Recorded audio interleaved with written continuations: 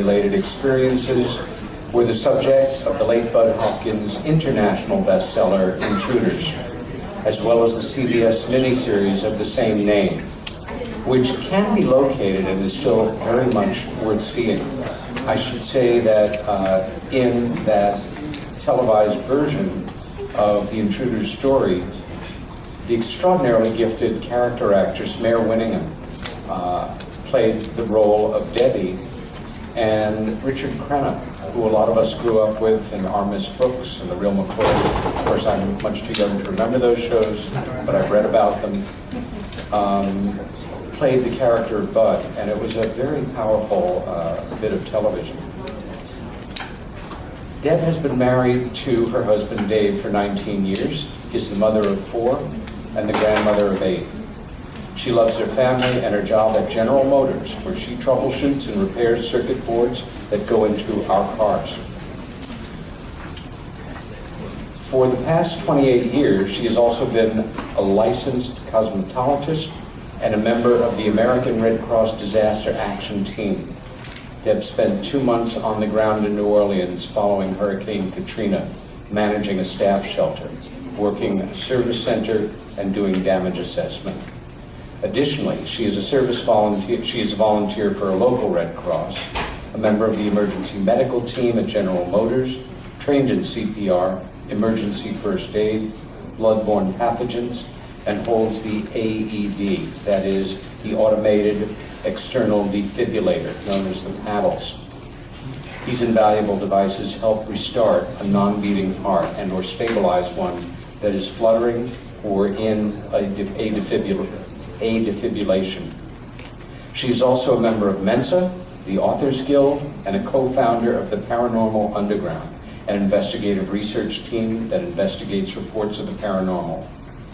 Debbie and her sister Kathy Mitchell are the authors of the outstanding book, Abducted, The Story of Intruders Continues, which not only I highly recommend, but you're going to have to hunt for it on the internet. It's out of print for some years now. Will you get that damn book back into print, please? Thank you. She is co-host, along with Greg Kauble, of the internet radio show Midwest Paratalk Radio, which can be heard at www.pqrn.net. And it is a special pleasure for me to introduce Debbie, who has been one of my dearest friends, although we hardly see each other, for many, many years now. I could not love her more if she was my sister, and it is a real pleasure to introduce you to my friend Debbie Kauble from Indiana. Give her a big welcome.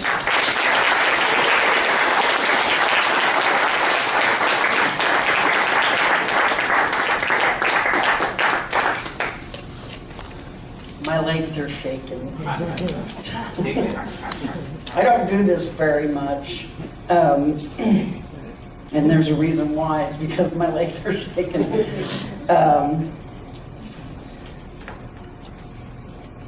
June 30, 1983. That's when my story begins. Even though I've been a lifelong experiencer, that date in my life, I say that's the day that the old me died in the garage that night, and who I am now was born. I can't believe it's been 30 years. It was 30 years this June, and I can't wrap my head around that. Mom and Dad are gone now. The house has been sold. But the stuff that happened in that house is just like cascaded to my whole life. I know there's a lot of people, most people out there probably don't even know who I am because it's been 30 years. But, and so for those of you who don't remember the story, I'll tell you what happened that night. I was living with my parents at the time. I was a single mom with 2 little boys, and just got divorced and ended up moving back home with my parents. I was making a little extra money by helping cut out patterns for the neighbor lady who made costumes. And so I was going to go to her house that night and cut out some patterns, make a little extra money. I even remember what I ate for dinner that night, because it was that night, do you remember when JFK died? Do you remember when the Challenger exploded? You know how that stuck with you? This night did that to me. Every time I tell this story, and I've probably told this story hundreds and hundreds of times in 30 years, every time I tell it, all I gotta do is close my eyes and I see the whole thing happen all over again. I have to remind myself that I'm just remembering it now, that it's been 30 years and I'm okay. But, so anyway, I was standing at the kitchen, washing my hands, getting ready to leave. We had KFC for dinner, greasy fried chicken. And I noticed, as I looked up, I noticed that the light in my mom and dad's pool pump house was on and the door was open, and I knew it shouldn't be, because I had been out there earlier in the evening to help my parents with some maintenance on the pool, and I remembered struggling with the rusty slide lock to make sure it was shut, because I didn't want to get yelled at. And I mentioned it to my mom that was, like that. I'm like, that's weird. I asked her if she wanted me to stay home, and she said, no, don't worry about it, just go. So I got in the car, I drove around the side of the house. I don't know, I don't think I have a diagram on there. Anyway, there was a split level sandstone house, and part of the drive went up to the front of the house, and another part of the drive went down the side of the house to the back of the house, and then back there was a pool, and then beyond that was a workshop. And then the driveway did a little turnaround in front of the workshop, and then you could come back up. So as I got ready to leave, I thought, well, I'll check this out on my way out. So I went down the side drive, and I noticed the light was gone, and the door was not, didn't look like the door's open, but it did look like the pedestrian door to the garage attached to the house was now open, and that wasn't right. But instead of stopping, I just drove on to Deanna's house, because it was just one street behind. And then when I got to Deanna's, I called Mom, and I told her what I'd seen, and I said, do you want me to come home? And she's like, no, I'll just lock the doors, your dad will be home later. My dad was working second shift at the time. I'm like, okay, so I hung the phone up, and as soon as I hung it up, it rang again, and I just snatched it on impulse. It wasn't any big deal for me to answer my phone, or answer the phone at my friend's house, and it was my mom. And she said, I want you to come home right now. And I'm like, okay, why? Because you have to know my mom, nothing scared her. And her voice definitely sounded like she was scared. And I said, why, what's wrong? And my girlfriend's husband said, tell her to call the police, that's what we pay him for. Over my phone. And she heard him, and she said, no, I don't want anyone here but you.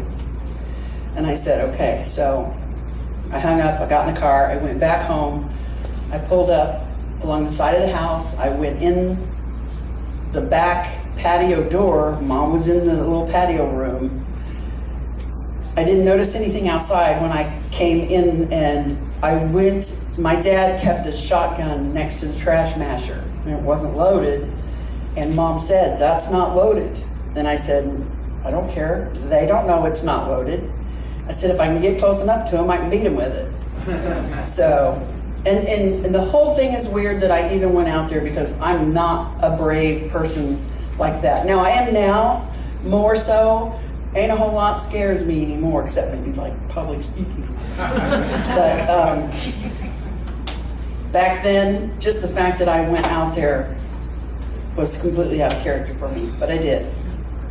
I walked across the backyard. I went to the pump house, and everything looked normal. I went back behind the pool where the dad's workshop was, and he had a big old ladder truck parked out in front. And that is where I found my dog, who had been in the garage she was in heat, so we were keeping her locked in the garage to keep her away from the other neighbor dogs. And so I knew when the door was open, she was out somewhere. And that's where I found her, in her dad's truck. But I couldn't get her to come out. She was obviously upset about something. And I'm like, whatever. So I went back across the yard and I walked into the garage, the pedestrian garage. And I walked in real slow because I thought, well, they got to be in here. Whoever's out here messing around is where they are. Flipped the light on, and there was a couple mattresses laying up against the wall on one side of the garage, and I'm like, that's where they are. So I snuck around with my gun. I looked like Elmer Fudd going after the rascally rabbit. I went around the corner. I stuck the gun behind the mattress. I said, all right, come on out. And nothing was there. And as I stood there in the garage for a minute, and I thought,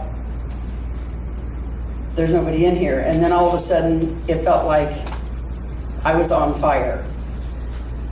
It felt like my body was burning, like my skin. First, it felt like I was burning inside. My skin felt like it was on fire. And I remembered thinking, oh my God, I got to get out of here. And I headed towards the pedestrian door.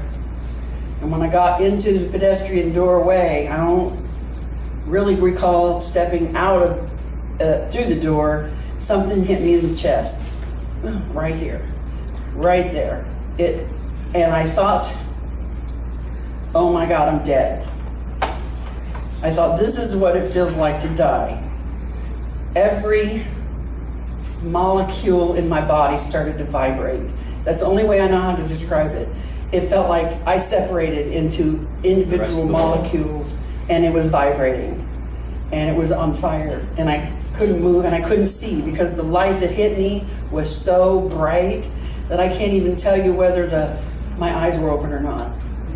It was just intense, and I know I couldn't have tolerated that for more than a few seconds because I'm sure that would have killed me, but it seemed like forever because it seemed like time just kind of stopped.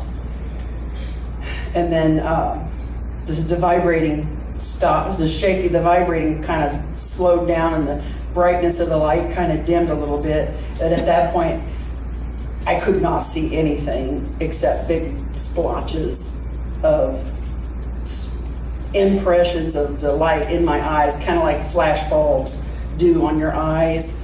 Even to this day, when I look in my makeup mirror and put my makeup on for an hour, well, for 30 minutes afterwards, I still see that white ring of the makeup mirror. My eyes have been messed up ever since then.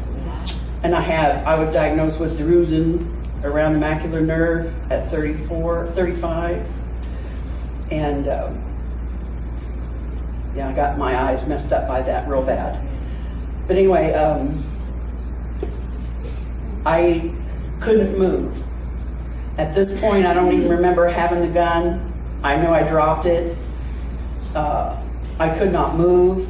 I could see a soft white light in front of me, probably about 25 feet out into the yard, because I'm in the doorway. And it looks about the size of a basketball, maybe, but it's a softer light. You could look at it. And it went down really slow, and then it went back up, about to my height. I'm 5'3". And I felt like it was looking at me. I don't know why, it just felt like it was looking at me. And at one point I heard a voice come from behind me that said it was unfortunate that I had felt pain. And I felt a tug on my shoulder, pushing down, and I felt what felt like an ice pick going in my ear, like a hot ice pick. Can't see anything. I can't see anybody. And to this day, 30 years later, I bet I only remember 15 minutes of that. I bet I only, and you know what, I'm okay with that. Because, like I say later, I witnessed my late husband's suicide when he shot himself with a 12 gauge. Yep. I didn't remember it for 3 months. I kept telling all the paramedics the angels covered my ears. eventually I remembered it. So I know how powerful my mind is, and I know that when it's faced with something it can't deal with, it protects me. So if this stuff I still can't remember after 30 years, I'm good with that. I don't want to know. Anyway, eventually I remember being out onto the concrete patio, and I see movement in the yard. I still can't focus on it really well because my eyes are still so messed up. But I think I see like 5 or 6 children size, like here, out in the yard, messing around the pool. And then they all kind of on cue, some cue I don't know about, came together in a line, kind of glided down to this thing in the yard in front of me. In retrospect, there is no way in hell that could be some kind of an interplanetary spaceship, because even those 5 or 6 little kids in there would have been elbows to butts, and no moving around in that thing because it wasn't big. It was probably not much bigger than the pump house swimming pool. I'm gonna say maybe like 10 feet tall and at 8, 9 feet at the diameter, the widest, egg-shaped sort of. And I honestly can't say for 100% sure that it was even completely touching the ground, because I recall it a few times, I kind of saw a wavering almost of it, like it was like a floaty on a swimming pool, you know what I mean? But they went in that thing. Then I hear, and it was so weird, I didn't want to look at this thing. It was here. They were there. I knew the house was behind me. And it was one of those things where I didn't want to look at it, but I didn't not want to know where it was at all times, because if it came any closer to me, I was going to die. I would just drop dead. It was that kind of panic terror, you know. And then, like I said, I don't remember a big chunk of that, or didn't remember. Now I have remembered a little bit more, but at that time I didn't remember a big chunk of that, because the next thing I remember, I hear my name being called. And when I did, it was like a snap of the finger. And it's like I turned and walked towards where I was a cement patio in front of the pedestrian door of the garage that was attached to the house and was on the lower level of this tri-level. There was a set of steps that went up to another porch that came off of the kitchen. And then the little floor room was just past that where I got the gun. I walked up those steps to the porch, and with each step I took, what had just happened went away.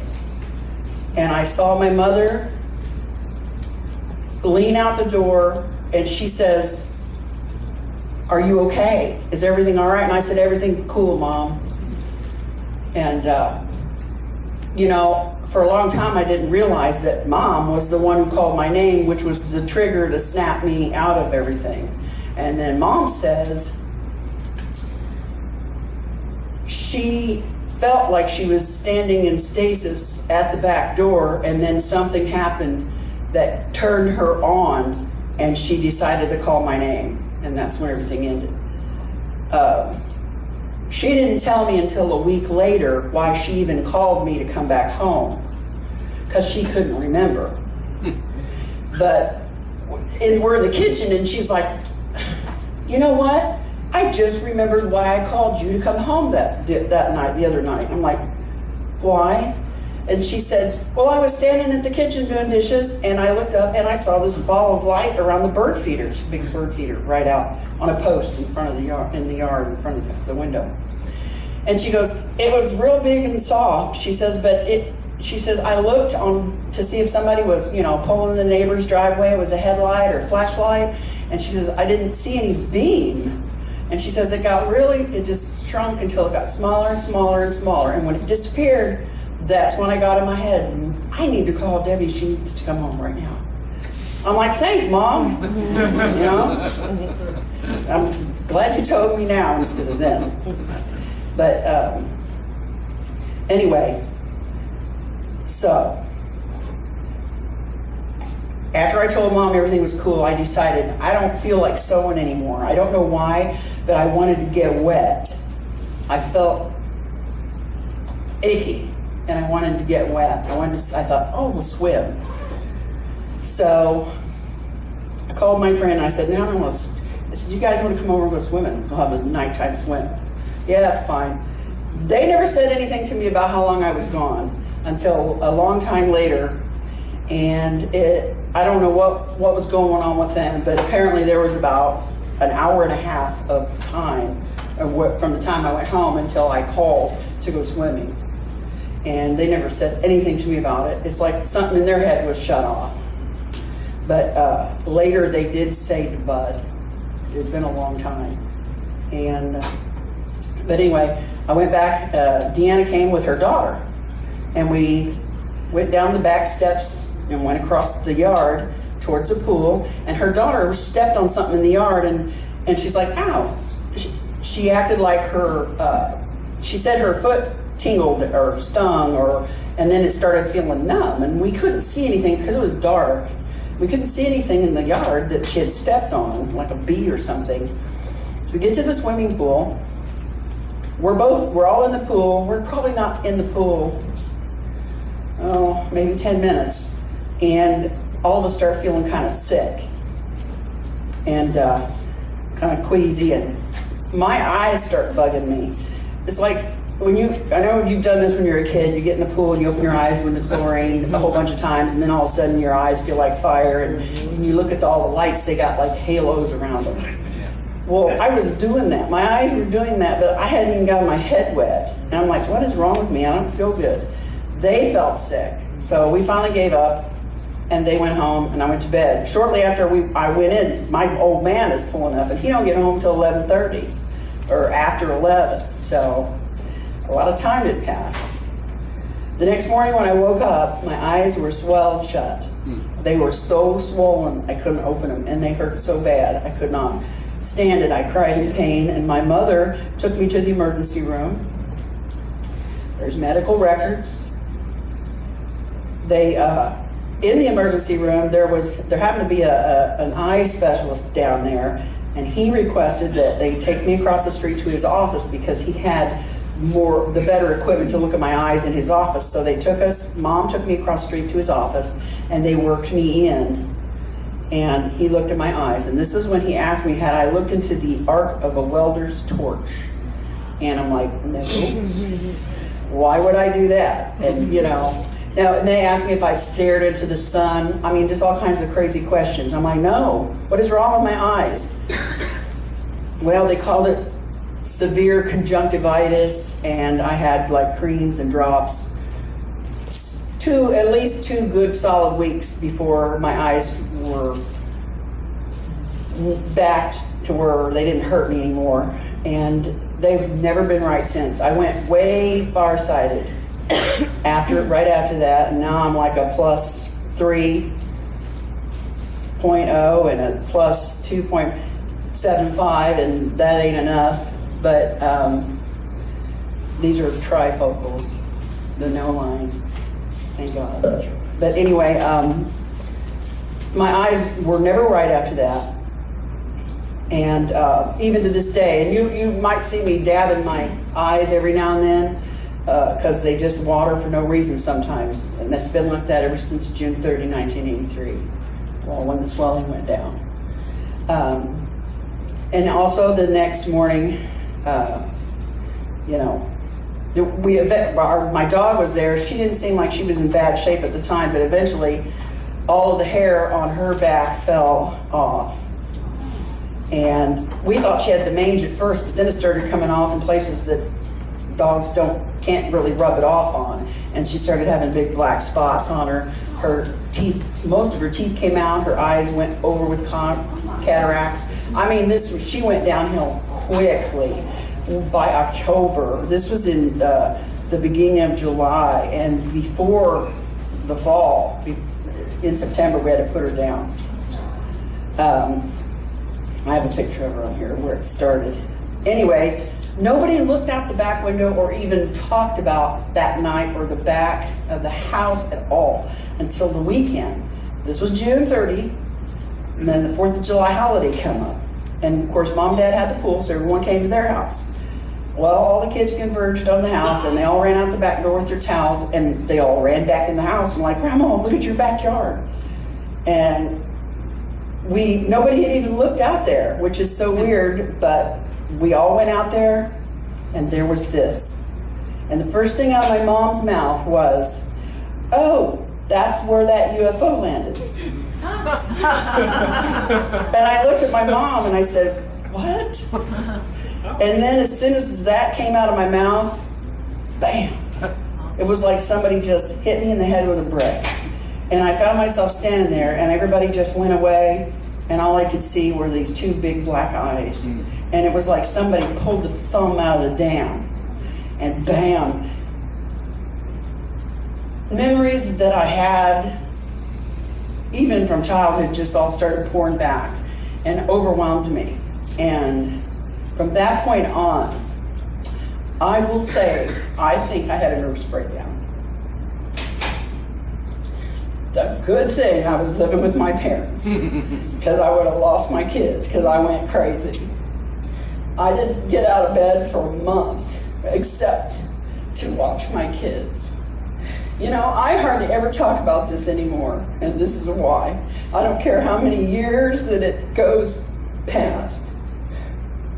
I never forget this. It changed me forever. A lot of good ways, but it damaged me too. And it's not something I like to think about, so I try to tend to blot this out of my mind.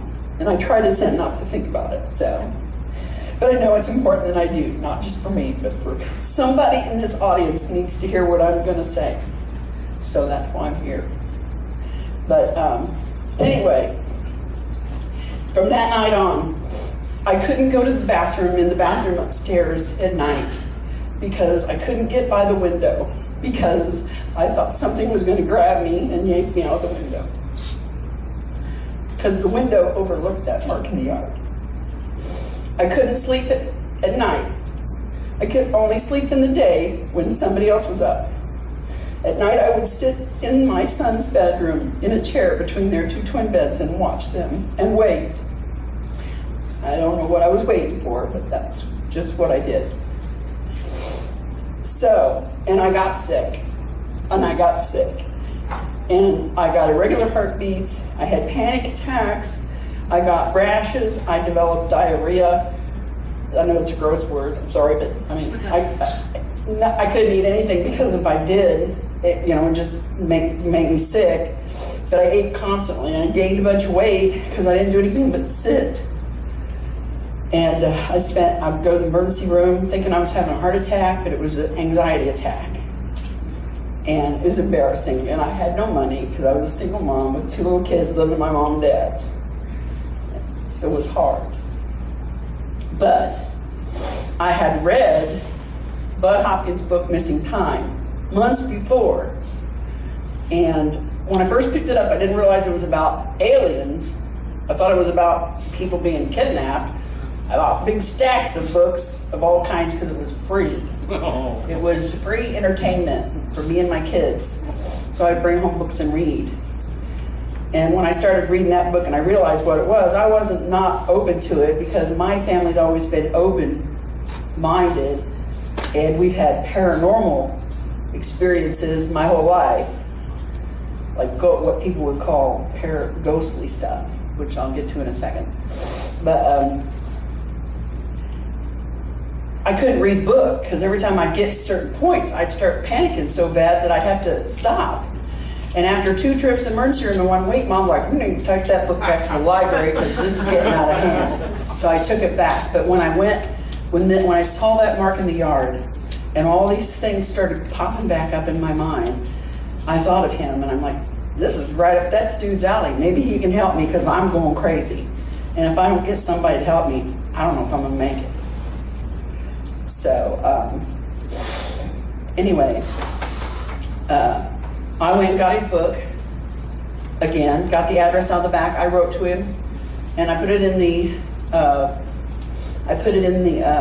mail, and I didn't think I'd ever hear from him again. And like a month later, my mom says, hey, you know that guy you wrote that letter to? He called tonight. I'm like, what? She's like, yeah, he called. I go, what did he want? He goes, he wants to talk to you. I'm like, oh my God. Well, first thing I was kind of panicky because I kind of threw my older sister under the bus. She'd had an experience in 65 where she claimed to see a UFO over a church parking lot, and she claimed that when she saw it over a car it was day, but when she left the parking lot it was night, and lots of time was gone. And we used to we believed her, but we just kind of picked on her about it, and so she'd get mad and wouldn't talk about it anymore. And I told him about her first. And then like the last paragraph of my letter was like, oh, and by the way, this weird thing happened and it left a big honking mark in the yard. And anyway, this is the mark in the yard. This was about 6 weeks after. It was 8 feet in diameter. That little strip coming off the end was 49 feet long, and it ended in a perfect arc.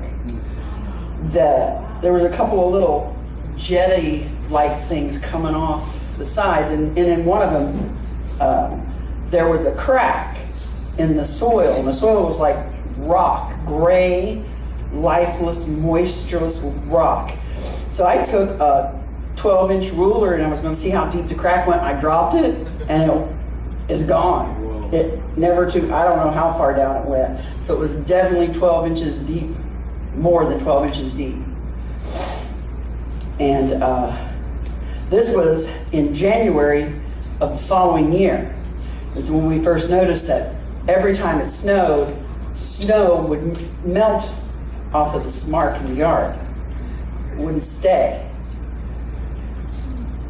And it didn't matter how deep the snow was. Eventually it would melt down to that mark in the yard, and you'd see that with snow. It was weird. That's a look at the strip.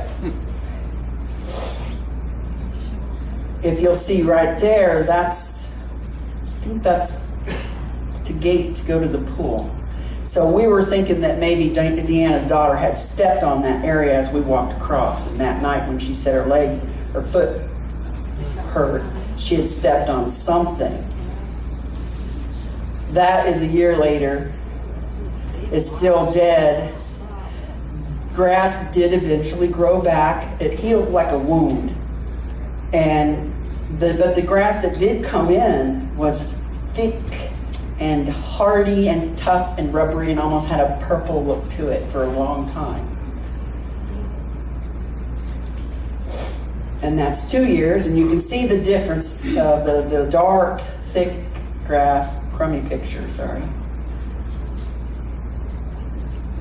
You can't really see it. It's laying on a crumpled up bedspread. That's a regular dandelion right there. That's typical of the dandelions that were outside of the area, and that's an ink pen. Mom had planted tomato plants out there by the pool, and the tomato plant, it was probably, 20 feet from the tip of this arc. And those tomato plants, I wish I had taken pictures of them. The tomatoes got huge on them like that, but you couldn't eat them. They were so acidy, they would take the skin off your lips. And the vines were almost as big as my wrists. And then it turned out there was a strip of trees along the side of the house where I guess maybe about 10-foot wide swath from ground up, the leaves all turned yellow and then fell off long before the rest of the trees did. And my father was a ham radio operator, and he had a 100-foot tower right by this thing. And of course, wires running into the house to his radios. And apparently, some of the wires had gotten melted inside their sheathing. It didn't melt that, but it melted all the metal together. And the same thing happened to the transformer, to the power supply. That's the back of my dog Penny. When it first started, and you could see why we thought it was first mange, because that's what, I don't know if you've ever seen a mange, that's what it looks like. But it started coming off everywhere. And we lost her. That is what I saw, and I drew it how I could see it. because that's all I wanted to ever see. That I just needed to know where it was. I didn't know about anything else. And there were like long skinny arms coming off of it, but I don't think they were really holding it up. It's more like they were stabilizing it. Like I said, it seemed almost like a couple of times I thought the movement was almost kind of like it was on water, not really solid. Another drawing that I did, there were lights on it, and it seemed like one of these came off of there, and that was the light that looked at me. Interestingly enough, in '79, South Africa, remember that? The drawing that they had and the drawing that I had were very similar. Just a couple years apart. About the dimensions were pretty much the same too. Bud started when I met Bud. He started showing me things like this. Not a lot, because you want to freak me out, because he found out real quick. I think this may be the next. That is the drawing that I did of the guys that I remembered from the 70s in a dream that I had when I first was married to Charlie. And they came into my room and told me, there's a black box with a little red circle on top. And they gave it to me, and I said, what is it? Can I have it? No, you can't have it. Well, what is it? Well, when you see it again, you'll remember it and what it's for. Well, I might have seen it again, but I'm not sure I remember what it's for, because I still don't know. And I thought that was a dream. I couldn't wake my husband up at the time, and he asked me what I ate for dinner the night before, because I had this crazy nightmare. And then I just marked it off as a dream and just, put it in that little box in my head with all the other weird stuff and went on. This lady in South Carolina drew this. This was long before, I didn't know any of this stuff even existed. Yeah. This is what Bud showed me one of the first times that we met, and I got sick. I literally had to puke, because all these years, like the dream with the guys in my room and other things that happened when I was smaller, I just chalked off to my mind and my imagination. And then when I saw this, I'm like, how did that lady know what I dreamed? There wasn't any other explanation for it except that she saw the same thing I saw, and that it may not have been a dream. Well, that was my safety net, and that's how I still do it. I still use that term, and I always will, because it makes me feel better, because I got to live here.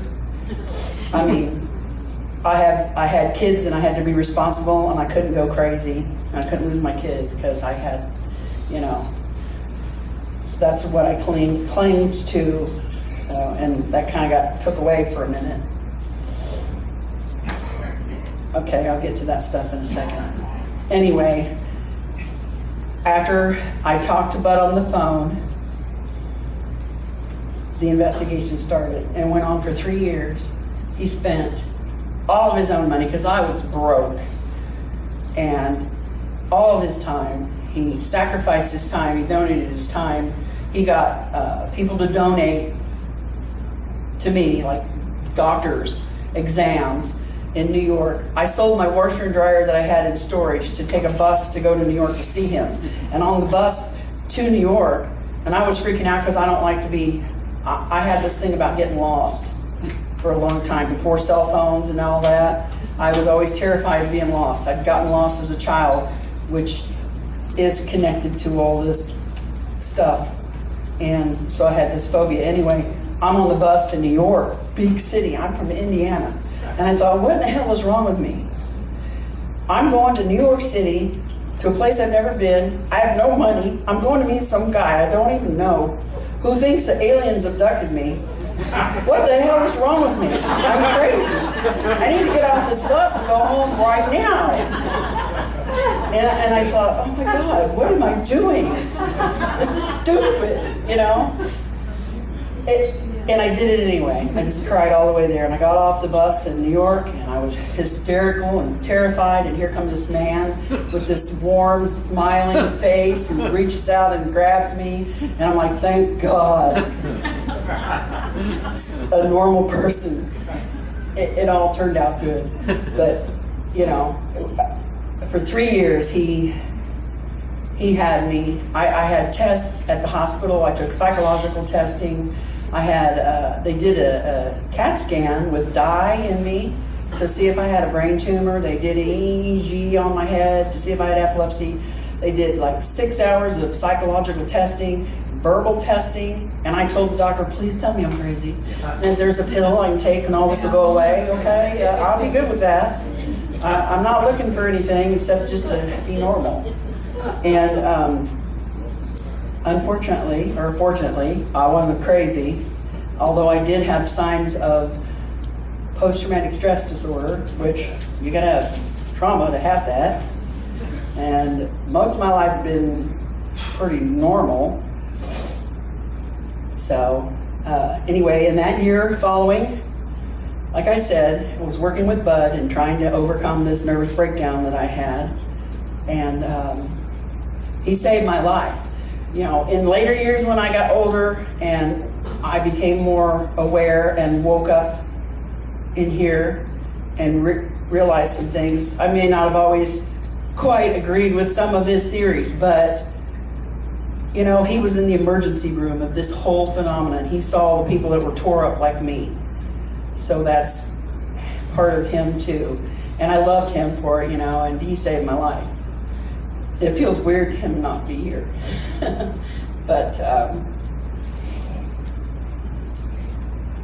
you know, like I said, he even arranged for a voice stress test to be done in Indiana by some police officer. And I remember when the guy did it, and he was very nice, and I think it freaked him out because I passed the test. And he didn't think much of any of this. And, you know, once he talked to Bud, you know, all I know is I passed, which I knew it would because I was just telling Bud what I remembered. And that whole year afterwards was just insane. Something happened to me. And it's been changing ever since. For a whole year, I had this compulsion to collect things. I would collect seeds. I drew these pictures. I'd be driving down the street, and I'd have an image pop in my head, or a thought. Or I'd be asleep, and it would wake me up out of a sound sleep. And I couldn't function until I put it down on paper. So I'd pull over, and I'd write it down, or I'd draw it, and then I was fine. I could go on with my business. And I kept this journal for this whole thing, which ended up being the second book that my sister and I put together after Intruders. I drew pictures for this period of time in the late 80s, 84, 85. And some of them showed up in crops years later, 10 years later. Now, I know that a lot of crop circles are maybe are man-made, even the more beautiful ones. But there's something special about some of them because I have a physical reaction when I see them, and I can't explain it. Not all. And there's a connection, and I don't know what it is, but I know there's a connection. That was a drawing that I did, that I saw, and I thought, well, it kind of looks like that crop circle. And my drawing wasn't published, I don't think. It might have been. This was one that I did very early. I called it Transforming. I call that Casey's Bubbles, and later my version of the universes. But I got it in my head that the universe was really a bunch of universes that were all like little bubbles, and they bounced off each other every now and then and touched. And whenever they touched, that's where we met. So that was for me. Remember, Peter? All too well. That was someone in my head told me that was the symbol for me and people like me. And look at that crop circle, it's crazy. I couldn't help but notice this, and I tried pointing it out to people. nobody paid attention to me in the 80s. They're like, okay, lady, you know, they're still trying to wrap their head around the whole alien thing. And MUFON never was involved in my case. Bud Hopkins from the get-go, but he did send Dr. J. Allen Hynek to talk to us. We talked to him on the phone twice. We sent him photographs. And one of the last conversations that my mom and I had with Dr. Hynek, he said to us, I have come to the conclusion that not everybody is meant to see this. He said, I feel like some people are more prone to see it. In other words, he was trying to say, like, if you put 10 people in a field, maybe only 3 people are going to see this. It isn't that it's not there, it's just that they can't see it. This was the attitude that he had with my mom and me. Because I had an experience with my mom in October of that following year, where this huge black thing flew over our house. I think I might have a picture of it in here. I'll flip through these.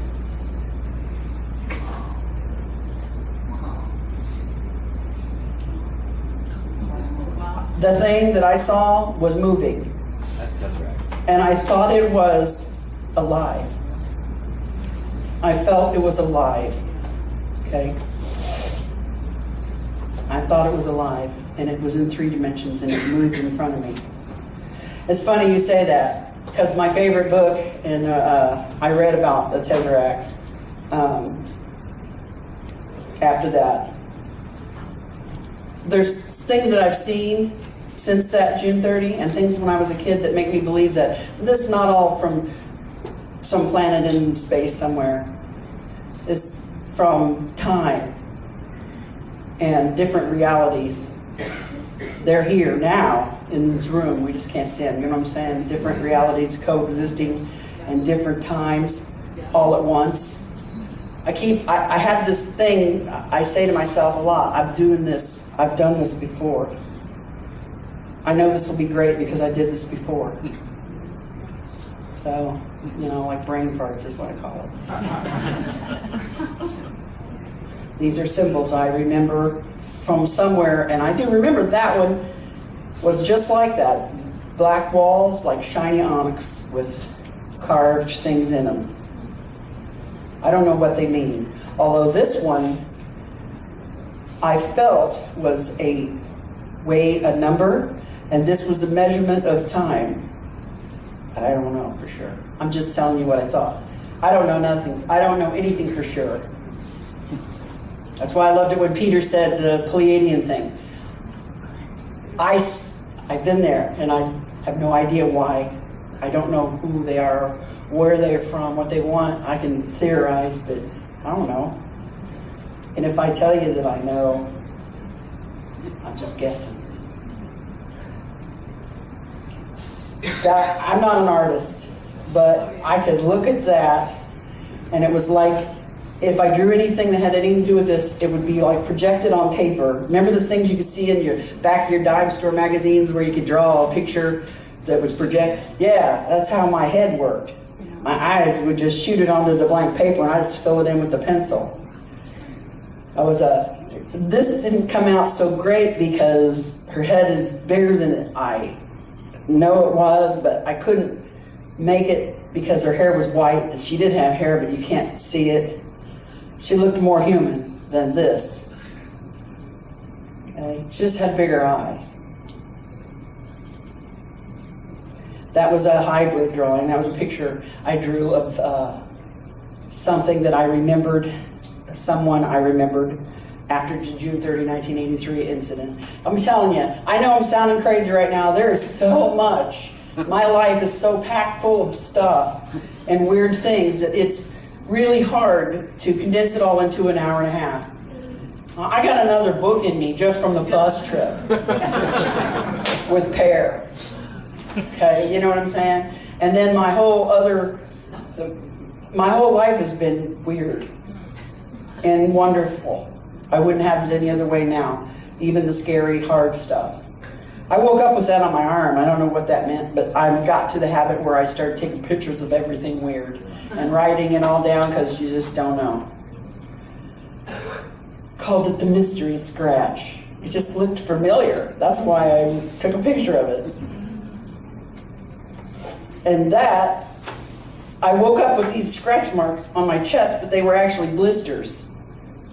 They blistered like a burn, and then the skin peeled off, and they were like burns, and they left scars for a while.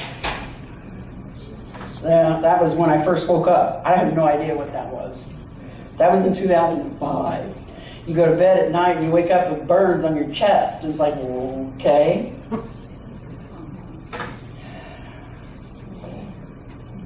I don't know if this will, I don't think I can play this.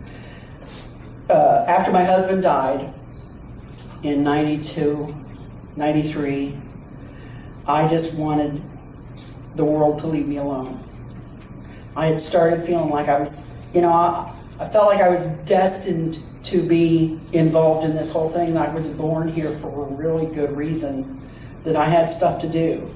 And I was headed in that direction, and then he died, and then my whole world came apart. So, and I had 2 teenagers that I had to think of, that I had to be here for. I couldn't be going crazy now. So I pulled away. I'm like, I quit, move on. I didn't want to talk about this stuff to anybody. It was already trying, and I couldn't figure it out at the moment. I just needed to stop.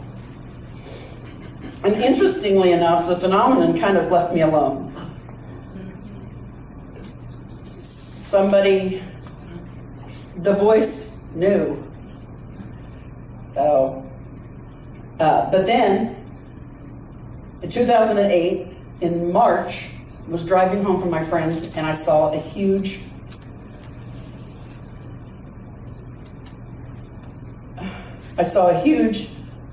orange ball in the sky over the field.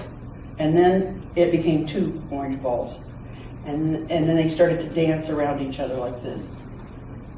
And I pulled over to the side of the road, and I was flipping out. I'm like, holy crap. Oh my God, after all these years, they're back. And I drove home.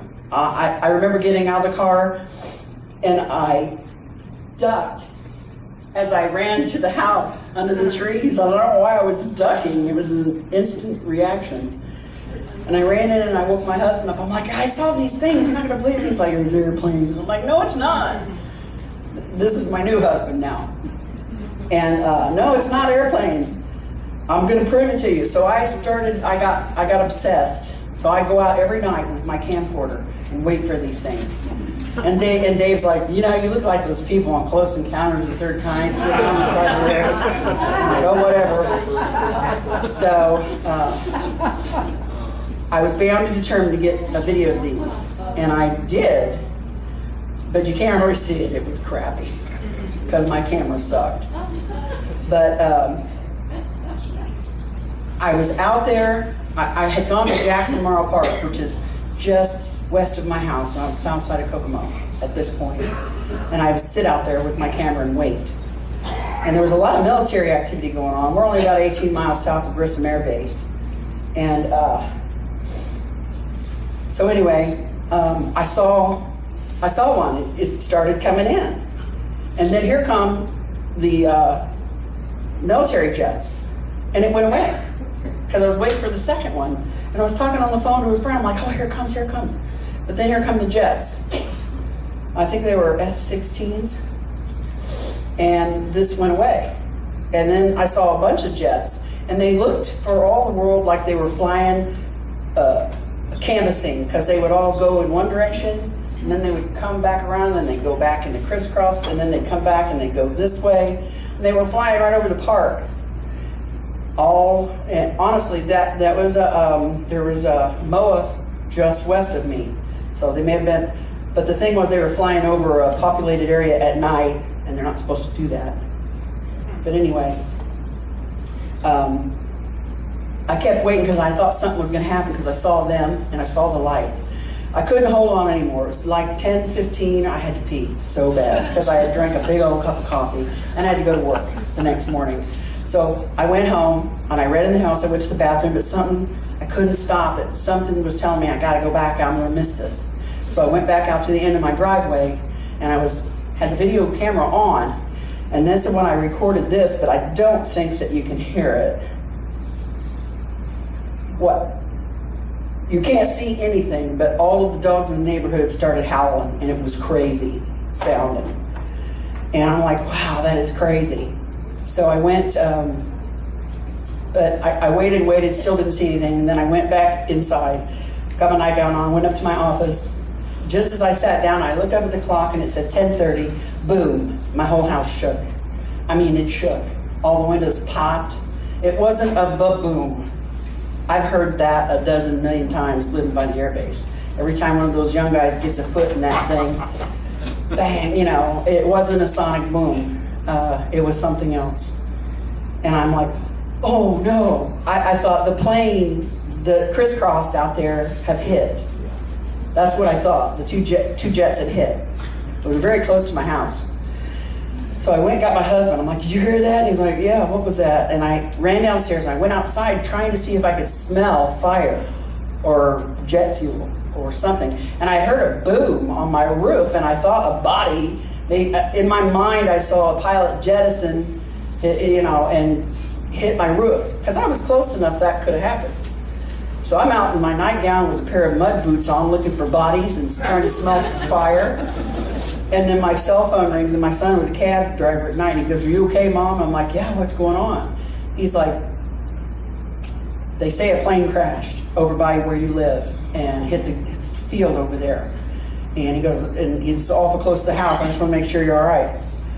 I got all of the audio from the police scanners that night, and they say on there, they're at the only known debris site and plane down. They had every emergency responder from all the surrounding counties staged. They asked the people to stay off 31, right by my house. Then they shut down 26 altogether.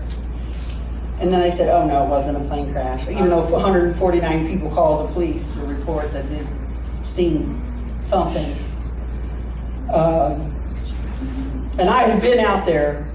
I was probably within a mile of ground zero before I came home, waiting for something to happen. And so that sucked me back into the whole UFO investigating world. Because I talked to the Indiana State Director MUFON and as a witness, and he's like, oh my God, you were an investigator for us for 10 years. Will you come back and be on this case? So I did. And there's a whole lot about this case. That's a whole other 3 hours. But anyway, that sucked me back in again. And it does it in a big way. It doesn't just subtly, it just drop kicks me back. So I also got interested in paranormal research. I had been, as I said before, my family had a lot of poltergeist-like activity around us for as long as I can remember. And it heightened dramatically after June 30, 1983 for a while. And it must be us, because the people who bought Mom and Dad's house say that they haven't had anything happen there. But I have had stuff at my house, and my sister has had stuff at her house. You know, so it's probably us and not the property. But anyway, so I got involved with a group called MRIPA, and eventually spun from that and started my own paranormal research group. Now, for some reason or another, I don't know why, but I seem to be an EVP antenna.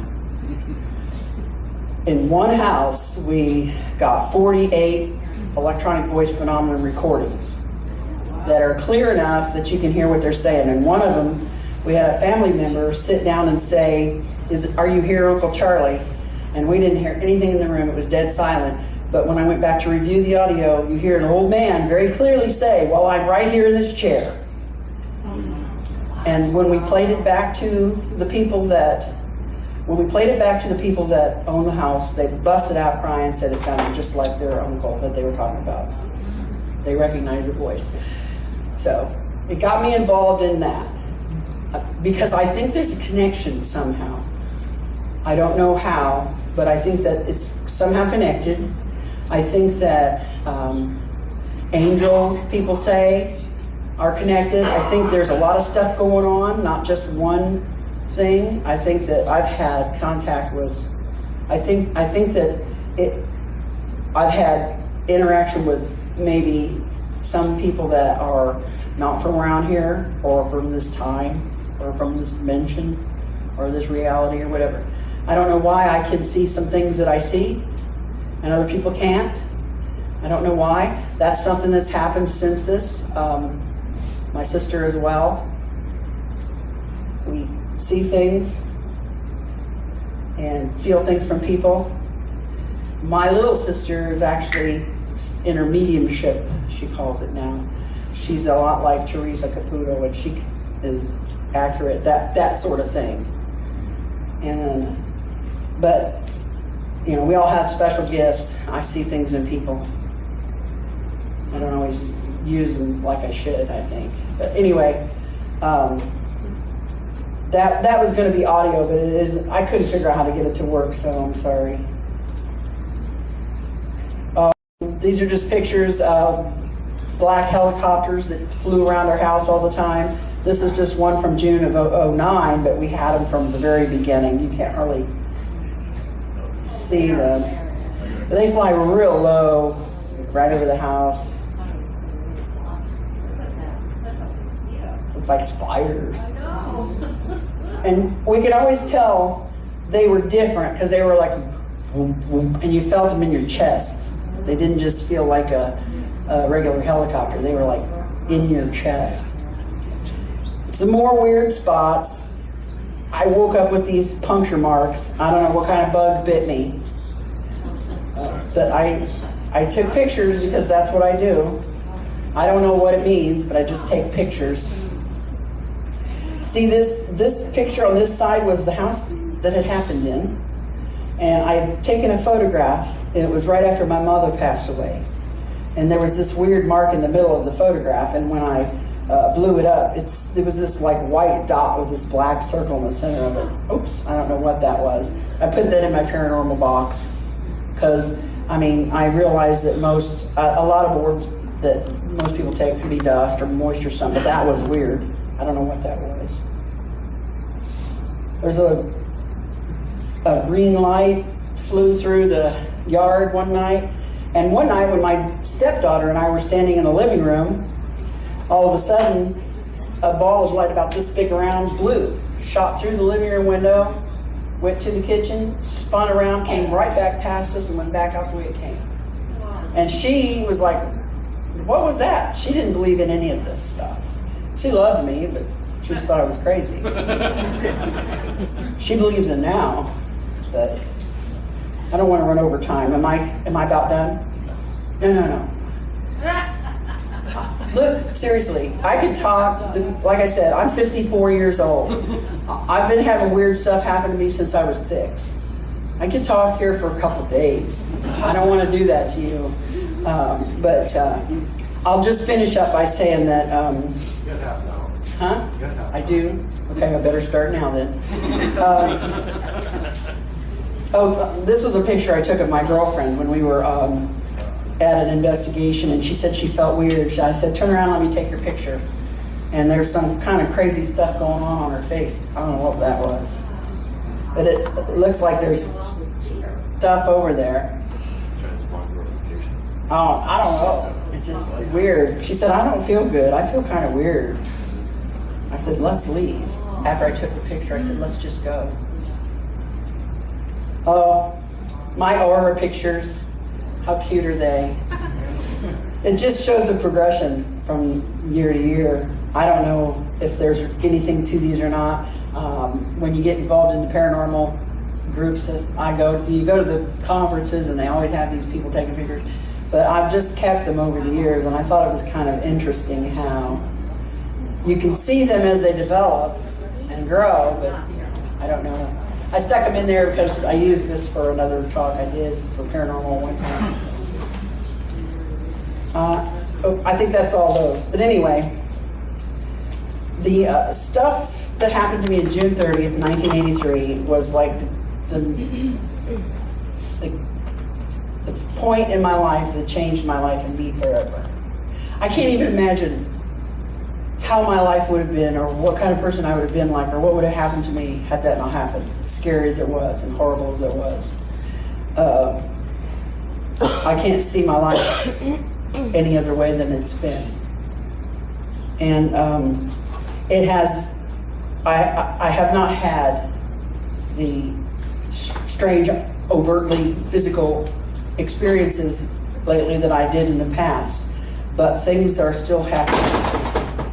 They're on a different level now. And I talked to Peter a little bit about it at supper, or at the lunch break, my interest in string theory and quantum entanglement and the cloud atlas. I've talked a little bit about religion in the past with my friends and people. I'm not a big fan of religion. I don't put it down, but I think it's bigger than that.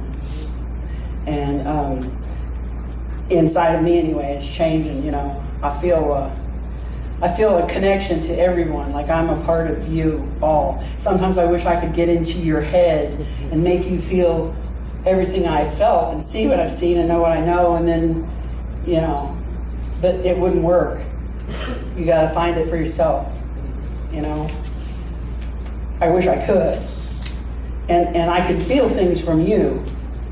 When somebody walks up to me and they come up behind me, if I don't know them, I know they're there. I feel their energy, but I don't know who they are. But if someone I know comes up behind me, I know who it is, because your energy is like a fingerprint, and everybody's different, and I feel that. That's one of my little things that's happened to me since this all happened. And I have started to study Reiki. I just recently became a Reiki master. Energy healing, because I think it's possible. I think it can happen, you know, and I feel that's where I'm headed. I've always felt like I wanted to help people. That's why I joined the Red Cross. I quit a job without any money coming in to go down there because I just thought, you'll take care of me if I answer this call. And they did. The week that I got back from the Red Cross, I got the best job of my life. I got called by GM the week after I got back from my deployment. I've always just felt like if I answer this, I'll be taken care of, and I have been. I've been so blessed. That's why, as much as I hate coming out and talking, and I know I sound crazy because there's so much, and I try to condense it, I know out there's some one person that has to hear something I said. It may be something that didn't mean anything to anybody else, but that's what I was supposed to do. So when Peter asked me to come, at first I said, I don't talk about it. I'm self-conscious. And then something inside of me said, no, this time go. So thank you to Audrey and Peter for inviting me. I appreciate it. And the lady's voice in my head who told me to find Carl before it was too late, told me to sell my house before I missed it. I sold my house in 3 days. Who does that? She told me to come and do this. So I listened to her. Anyway, thank you for bearing with me. Like I said, my whole life's crazy. There's 54 years of crazy going on up in here. And there's just so hard to keep it all in one line that you can follow. There's more books somewhere, but I just need someone to help me write them because I don't write very good. So anyway, I'll just wind it down and say thank you, and I look forward to meeting everybody this rest of the weekend. So.